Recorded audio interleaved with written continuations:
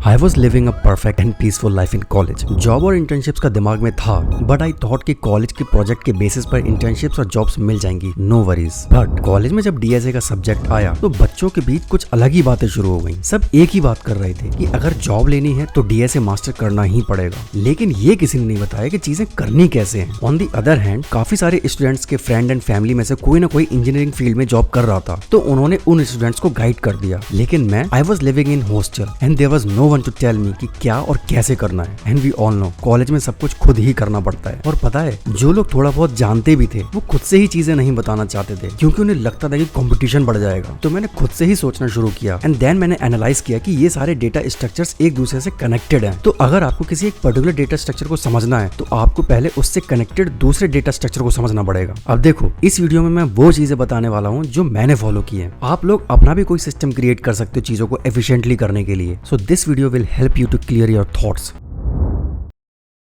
Now हर first year या second year के स्टूडेंट के दिमाग में एक क्वेश्चन हमेशा घूमता है, विच इज कि क्या मुझे अभी डीएसए करना चाहिए या फिर डेवलपमेंट पर ध्यान देना चाहिए। देखो, इससे रिलेटेड मैंने एक वीडियो बनाई हुई है, तो इस वीडियो के बाद आप उसको जाकर देख सकते हो। बट अगर मैं ब्रीफली समझाऊं तो अगर आप फर्स्ट ईयर या सेकंड ईयर में हो तो आपके पास सबसे बड़ा एसेट है आपका टाइम। और अगर आप चाहें तो इन शुरू के ईयर्स में आप डेवलपमेंट कर सकते हो, सो दैट जब तक आप थर्ड ईयर या फोर्थ ईयर में पहुंचोगे you will be having a solid portfolio which you can show to the interviewer. And secondly, आप इन शुरू के ईयर्स में डीएसए टॉपिक्स को ब्रीफली एंड ओवरव्यू के हिसाब से लाइटली लेकर चल सकते हो। मतलब इट्स नॉट लाइक कि डीएसए के 4-5 क्वेश्चंस लेकर बैठ जाओ। बट जब आप थर्ड ईयर या मोस्ट प्रोबेबली फोर्थ ईयर में क्वेश्चंस करने बैठोगे तो आपको टॉपिक्स ना पढ़ के सिर्फ क्वेश्चंस एंड उनके पीछे के लॉजिक्स को समझना पड़े, बिकॉज ओवरव्यू वाली चीज आप शुरुआत के ईयर्स में कर चुके होगे। And understand this thing really carefully, it's never gonna be about DSA और project, it will always be DSA and project. बस हमें ध्यान देना होता है कि कब किस पर कितना वेटेज होना चाहिए।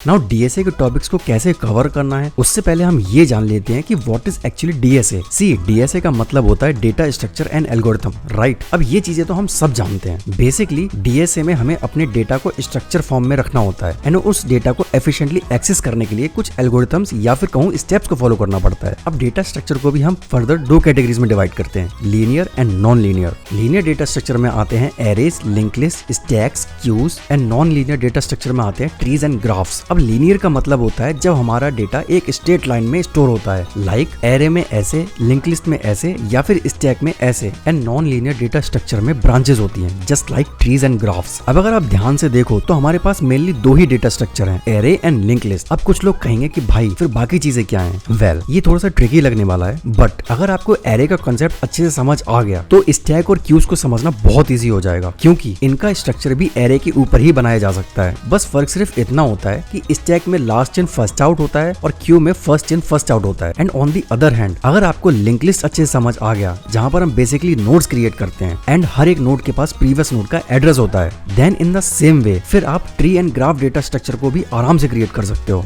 बस इनको बनाने के लिए प्रोसेस थोड़ा सा डिफरेंट होता है। अब इन सभी डेटा स्ट्रक्चर को हम फर्दर डिवाइड करते हैं in the form of static and dynamic data structure. अब ये कोई सेपरेट टाइप नहीं है जिसे हमको याद करना है, बस ये हमारे डेटा स्ट्रक्चर के कुछ फीचर्स हैं। लाइक फॉर एग्जाम्पल, जब मैंने पहली बार एरे को पढ़ा था तो मुझे समझ आया कि एरे एक स्टैटिक डेटा स्ट्रक्चर है, मतलब इसका साइज आपको पहले से ही फिक्स करना पड़ता है। बेसिकली अगर आपको 100 यूजर्स का डेटा रखना है तो आपको एरे को डिक्लेयर करते टाइम ही बताना पड़ेगा कि भाई मुझे 100 साइज का एरे चाहिए। लेकिन जब आप लिंक लिस्ट की बात करते हो तो वो एक डायनेमिक डेटा स्ट्रक्चर है, जिसमें आप रन टाइम पे जितने चाहे उतने मेमोरी को एलोकेट कर सकते हो। जैसे अगर कोई न्यू डेटा आएगा किसी डेटाबेस में तो लिंक लिस्ट में एक नया नोड क्रिएट हो जाएगा बिना पहले के किसी डेटा को डिस्टर्ब किए। अब कुछ मॉडर्न लैंग्वेजेस जैसे पाइथन और जावास्क्रिप्ट ये आपको एरे जैसे स्ट्रक्चर देते हैं जो दिखने में तो स्टैटिक लगता है लेकिन अंदर ही अंदर वो डायनेमिक होते हैं। फॉर एग्जांपल, जब आप डॉट अपेंड का यूज करते हो डेटा को ऐड करने के लिए तो वहां पर डेटा ऐड हो जाता है और आपको लगता है एरे का साइज बढ़ गया, लेकिन रियलिटी में क्या होता है, उन लैंग्वेजेस के सिस्टम इंटरनली एक नए मेमोरी ब्लॉक में डेटा को शिफ्ट कर रहे होते हैं और आपको लगता है एरे का साइज बढ़ रहा है।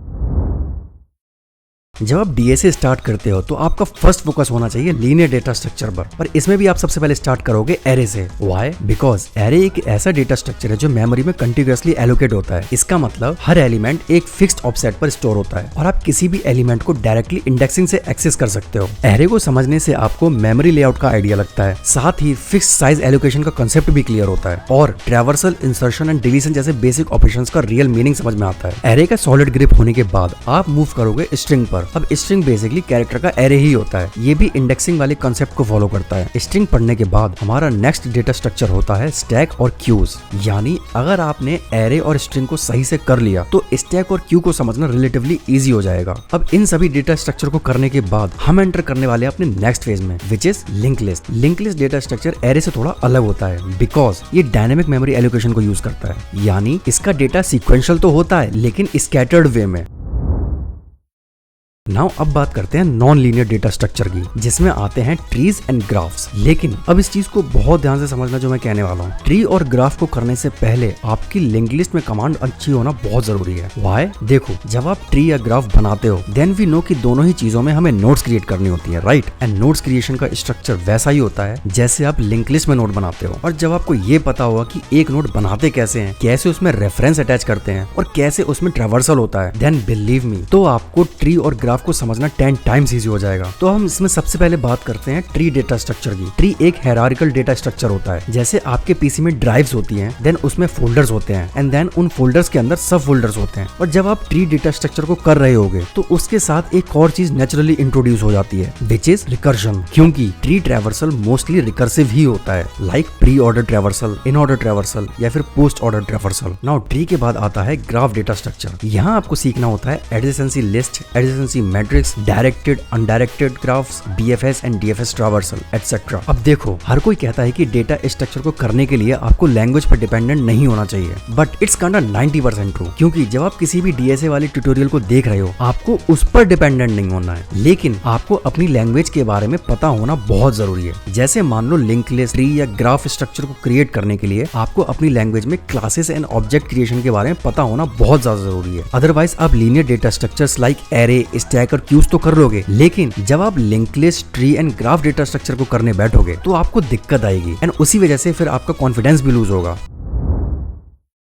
अब देखो, अब तक हमने सिर्फ डेटा स्ट्रक्चर्स को कवर किया है, अब टाइम है उन डेटा स्ट्रक्चर्स पे ऑपरेशन परफॉर्म करने का। और यहाँ पर बारी आती है एल्गोरिथम्स की। एल्गोरिथम्स का मतलब सिंपल है, एक स्ट्रक्चर्ड वे या फिर एक एग्जैक्ट प्रोसेस जिसकी हेल्प से आप किसी भी प्रॉब्लम का सोल्यूशन निकालते हो। अब देखो, डेटा स्ट्रक्चर की तरह एल्गोरिथम्स एक दूसरे से कनेक्टेड नहीं है, लेकिन वो डिफिकल्टी लेवल पर डिपेंड करती है। तो आपकी मर्जी है, आप कोई भी एल्गोरिथम्स उठा सकते हो, लेकिन बेटर कॉन्फिडेंस बूस्ट करने के लिए you can follow this flow. सबसे पहले आप करेंगे searching algorithm, then sorting algorithm, then two pointers and sliding window, hashing based problems, recursion and backtracking। अब देखो, recursion को आप पहले ही ट्री में थोड़ा बहुत टच कर चुके होंगे, तो नाउ backtracking recursion का थोड़ा एडवांस वर्जन है और ये आपको कॉम्प्लेक्स लॉजिक के लिए बहुत अच्छे से प्रिपेयर करता है। बाकी डेटा स्ट्रक्चर स्पेसिफिक एल्गोरिथम्स इस फ्लो में है, you can pause and take a screenshot and then फिर दिस पार्ट डायनेमिक प्रोग्रामिंग। ये सबसे स्कैरी साउंडिंग टॉपिक है बिगिनर्स के लिए, लेकिन DP is nothing but just a structured way of optimization and then move towards the greedy algorithm. Remember, there are so many algorithms and it may feel like कि इनका तो कोई end ही नहीं है, एंड इट्स एक्चुअली ट्रू। सो इसलिए algorithms को रटना मत, उनको समझने की कोशिश करना, क्योंकि जब आप इन चीजों को कर लोगे देन नेक्स्ट पार्ट आता है लीड कोड करने का। एंड जो लीड कोड या किसी भी कोडिंग प्लेटफॉर्म के क्वेश्चंस पूछे जाते हैं या फिर जो इंटरव्यू में पूछे जाते हैं, कई बार वो क्वेश्चंस डायरेक्टली किसी एल्गोरिथम्स पर डिपेंड भी नहीं करते। सो इसलिए you should be focusing on how to improve your logic. अब देखो, after entering in third year आप डीएसए टॉपिक्स को कवर करने के लिए कम से कम 1 घंटा जरूर प्रैक्टिस करो। एंड जब आप ये चीजें कर लोगे बिना किसी डीएसए कोर्स को फॉलो किए, तो आपको वो दिक्कत भी नहीं आएगी जो कई लोगों को आती है, दैट डीएसए कोर्स उनकी लैंग्वेज में नहीं मिल रहा। बिकॉज इस चीज को आप बहुत ध्यान से समझना और इसको पिनअप कर लेना अपने माइंड में बहुत अच्छे से। मैक्सिमम या फिर कहूँ सभी डीएसए कोर्स आपको लीड कोड या फिर किसी प्लेटफॉर्म के क्वेश्चंस कराते हैं, वो आपको ये नहीं समझाते कि data structure and algorithm work कैसे करता है। एंड इसी वजह से सभी स्टूडेंट्स को कंफ्यूजन होता है and then they give up. एंड एक बात और, रोड मैप फॉलो करना इंपॉर्टेंट है, बट उस रोड मैप को एक रूटीन में कन्वर्ट करना उससे भी ज्यादा इंपॉर्टेंट है। बाकी अगर आप डीएसए जर्नी को 10 टाइम्स बेटर करना चाहते हो तो I highly recommend watching these videos.